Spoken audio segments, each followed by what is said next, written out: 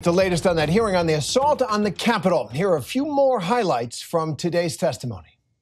We are here today to better understand what was known in advance, what steps were taken to secure the Capitol, and what occurred that day. I received chemical burns to my face that still have not healed to this day. I witnessed officers being knocked to the ground and hit with various objects that were thrown by rioters. Casting blame solely on United States Capitol Police leadership is not only misplaced, but it also minimizes what truly occurred that day. These people came specifically with equipment. You're bringing climbing gear to a demonstration. You're bringing explosives. You're bringing chemical spray, such as what Captain Mendoza had talked about. You're coming prepared. The House managers made a big deal that this was predictable. This was foreseeable, which I don't believe. Do you believe that what happened, the breach of the Capitol, did you believe that's foreseeable and predictable? No, I don't. A breach of the Capitol was not something anybody anticipated, nor do I think some of our federal partners expected it. Insurrectionists, when they came to storm our Capitol on January 6th, they came armed not only with weapons, but also with hate.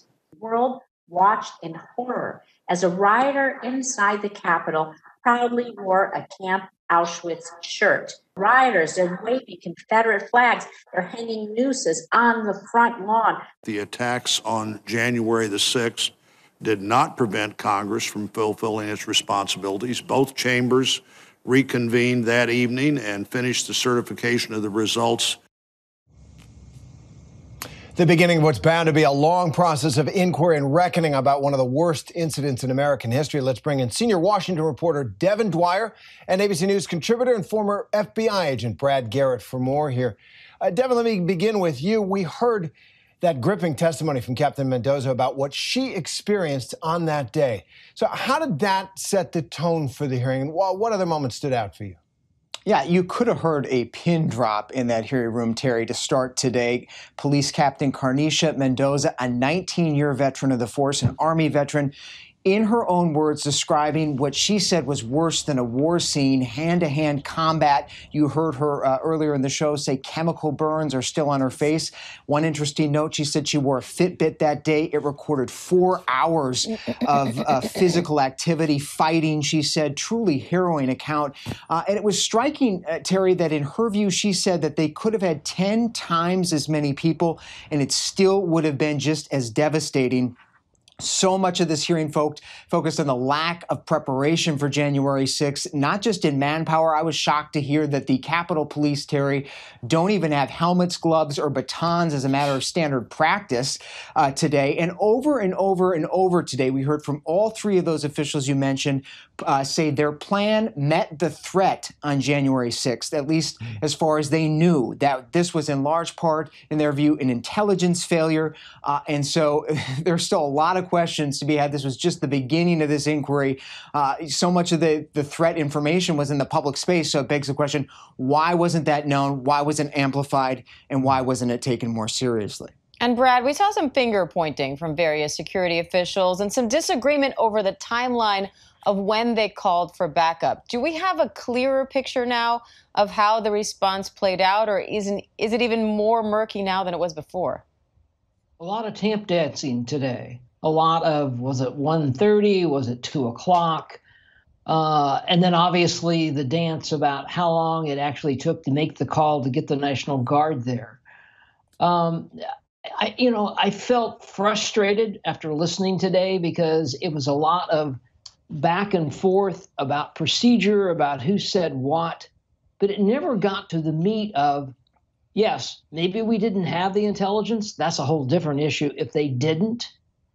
But the question is preparation before an event that has the great likelihood of something going sideways. You didn't need to know every piece of intelligence.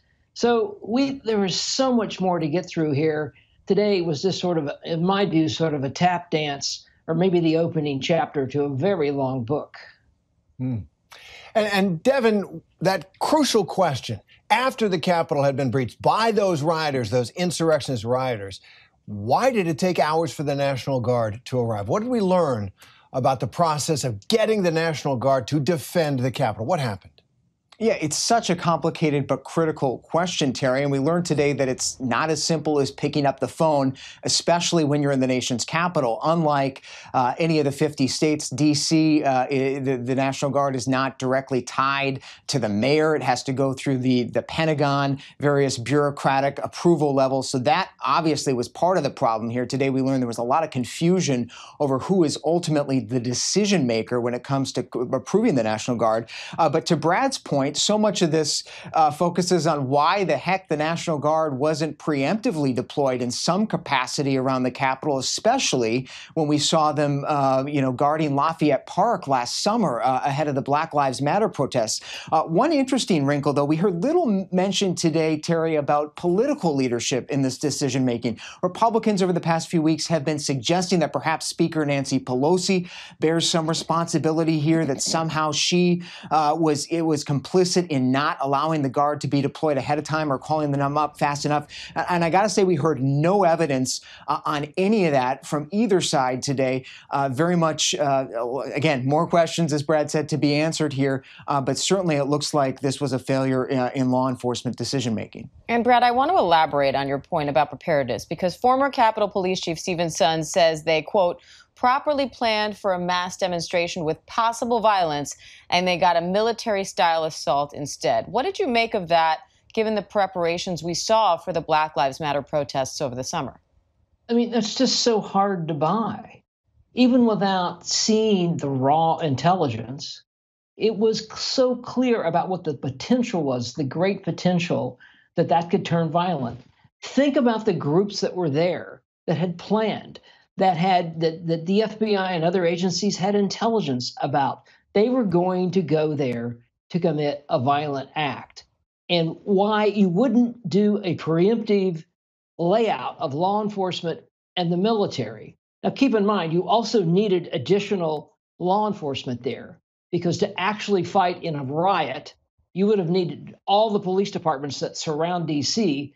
that have a memorandum of understanding with the D.C. police to come in at a moment's notice. So it's another head scratcher, in my view, as to what's obvious to us on the outside doesn't appear to be that obvious to the people that were in charge. And Devin, this is Congress appropriately investigating this political branch. So let's talk politics for a moment. There is an elephant in that room, which is that this insurrectionist attack was triggered by the lies that Donald Trump told, that he had won the election, that it was stolen from him, that some of those Republicans supported. Was that talked about at all?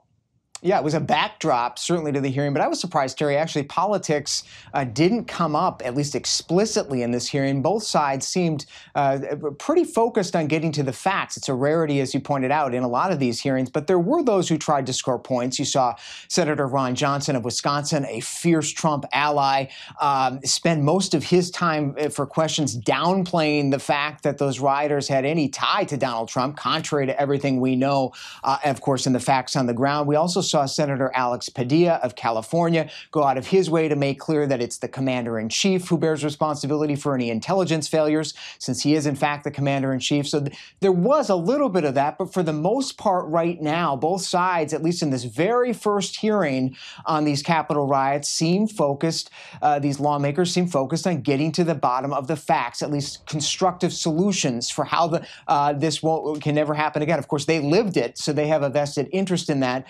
But there's a long way to go, and the fear right now is that this could go off the rails with politics. But for now, as we say, it's a search for answers. And Devin and Brad, we are glad you're both here to help us get to the bottom of those answers. Thanks so much. Thanks, guys. Hi, everyone. George Stephanopoulos here. Thanks for checking out the ABC News YouTube channel. If you'd like to get more videos, show highlights, and watch live event coverage, click on the right over here to subscribe to our channel. And don't forget to download the ABC News app for breaking news alerts. Thanks for watching.